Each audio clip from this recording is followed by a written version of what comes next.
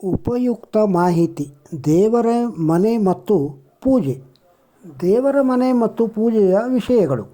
ದೇವರ ಮನೆ ದೀಪಗಳು, ದೇವರ ಪೂಜಾ ಸಾಮಗ್ರಿಗಳು ಎಷ್ಟು ಶುದ್ಧವಾಗಿರುತ್ತದೋ ಅಷ್ಟು ಶುಭಫಲವಿರುತ್ತದೆ.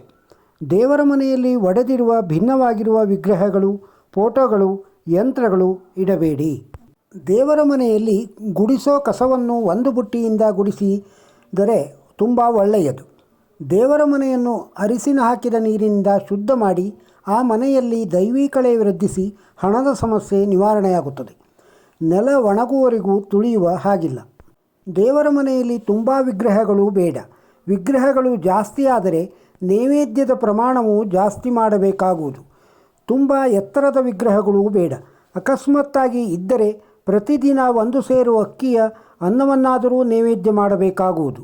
ದೇವರ ವಿಗ್ರಹಗಳನ್ನು ಮಂಗಳವಾರ, ಶನಿವಾರ, ಶುಕ್ರವಾರದಂದು ಶುದ್ಧಿ ಮಾಡುವುದು ಬೇಡ. ಅನಿವಾರ್ಯ ಪರಿಸ್ಥಿತಿಗಳಲ್ಲಿ ಅಂದರೆ ಗ್ರಹಣ ಕಾಲದಲ್ಲಿ ಇತ್ಯಾದಿ ಸಮಯದಲ್ಲಿ ಮಾಡಬಹುದು. ಪ್ರತಿ ಅಮಾವಾಸ್ಯೆ ಮತ್ತು ಪೂರ್ಣಿಮೆಯ ಮರುದಿನ ದೇವರ ವಿಗ್ರಹವನ್ನು ಅರಿಸಿನದ ನೀರಿನಿಂದ ಶುದ್ಧ ಮಾಡಿ ದೇವರ ಪೂಜೆಗೆ ಆಂಜನೇಯ ಸ್ವಾಮಿ ಇರೋ ಗಂಟೆಯನ್ನೇ ಉಪಯೋಗಿಸಿ. ಆಂಜನೇಯ ದೇವರ ಪಾದವನ್ನು ಹಿಡಿದು ಗಂಟೆ ಬಾರಿಸಬೇಕು. ದೇವರುಗಳು ಯಾವಾಗಲೂ ಆಹಾರ ಕೇಳುತ್ತಿರುತ್ತವೆ. ದೇವರ ಹತ್ತಿರ ಮಧುಪರ್ಕ ಇರಿಸಿರಿ. ರಾತ್ರಿ ಮಲಗೋಕೆ ಮುಂಚೆ ಅದನ್ನು ಮನೆಯವರೆಲ್ಲ ಅಥವಾ ಹಿರಿಯರಾಗಲಿ ಭಕ್ತಿಯಿಂದ ಸೇವಿಸಿ. ದೇವರ ಪೂಜೆ ಮಾಡುವಾಗ ಆಕಳಿಕೆ, ಕೋಪ ಇವೆಲ್ಲದರಿಂದ ದೂರ ಇರಿ. ಅನಗತ್ಯ ಚಟುವಟಿಕೆಗಳು ಬೇಡ. ಸಂಧ್ಯಾವಂದನೆ ಮತ್ತು ಸ್ತ್ರೀಯರ ತುಳಸಿ ಪೂಜೆ ಇಲ್ಲದಿದ್ದರೆ ಯಾವ ಪೂಜೆಯೂ ಫಲ ಕೊಡುವುದಿಲ್ಲ. ದೇವರ ಪೂಜೆಯ ಸಮಯದಲ್ಲಿ ಪುರುಷರು ಮೇಲುಹೊದಿಕೆ ಅಂದರೆ ಶಲ್ಯವನ್ನು ಧರಿಸಲೇಬೇಕು. ಇಲ್ಲದಿದ್ದರೆ ಪೂಜಾ ಫಲ ರಾಕ್ಷಸರ ಪಾಲಾಗುವುದು.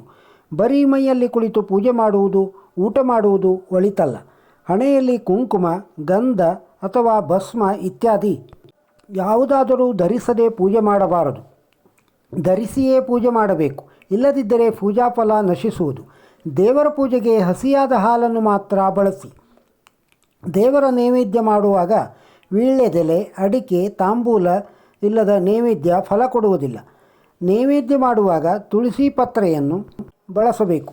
ದೇವರ ಪೂಜೆಗಳು ಸಂಕಲ್ಪ ಇಲ್ಲದೆ ಮಾಡಬೇಡಿ. ಸಂಕಲ್ಪ ಇದ್ದರೆ ನಿಮ್ಮ ಪ್ರಾರ್ಥನೆಗಳು ಬೇಗ ಈಡೇರುತ್ತವೆ. ದೇವರ ಮನೆಯಲ್ಲಿ ಚಿಕ್ಕ ದೀಪಗಳನ್ನು ಜೋಡಿಸಿ ಇಡಿ.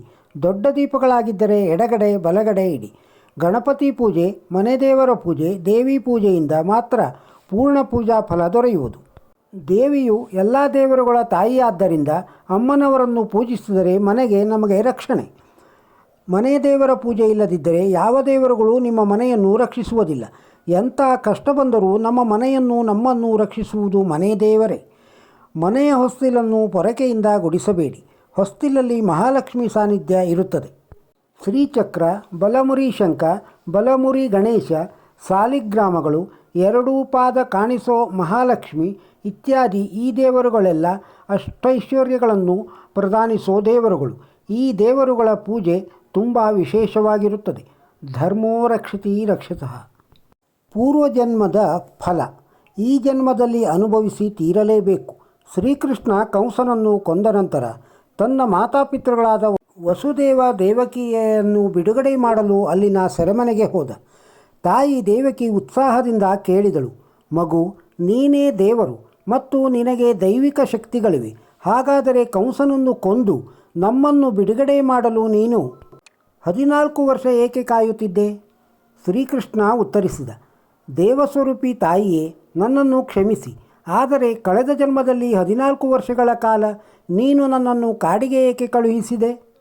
ದೇವಕಿಯು ಆಶ್ಚರ್ಯಚಕಿತಳಾಗಿ, ಕೃಷ್ಣ, ಇದು ಹೇಗೆ ಸಾಧ್ಯ? ನೀನು ಯಾಕೆ ಹೀಗೆ ಹೇಳುತ್ತಿದ್ದಿ? ಕೃಷ್ಣನು ಉತ್ತರಿಸಿದ, ಅಮ್ಮ, ನಿಮ್ಮ ಹಿಂದಿನ ಜನ್ಮದ ಬಗ್ಗೆ ನಿಮಗೆ ಏನೂ ನೆನಪಿಲ್ಲ. ಆದರೆ ನಿಮ್ಮ ಹಿಂದಿನ ಜನ್ಮದಲ್ಲಿ ನೀವು ಕೈಕೇಯಿಯಾಗಿದ್ದೀರಿ ಮತ್ತು ನಿಮ್ಮ ಪತಿ ದಶರಥನಾಗಿದ್ದ.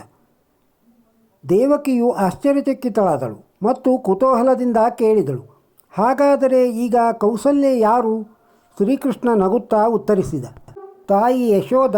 14 ವರ್ಷಗಳ ತಾಯಿಯ ಪ್ರೀತಿಯು ಅವಳ ಹಿಂದಿನ ಜನ್ಮದಲ್ಲಿ ನಿನ್ನಿಂದಾಗಿ ವಂಚಿತವಾಯಿತು.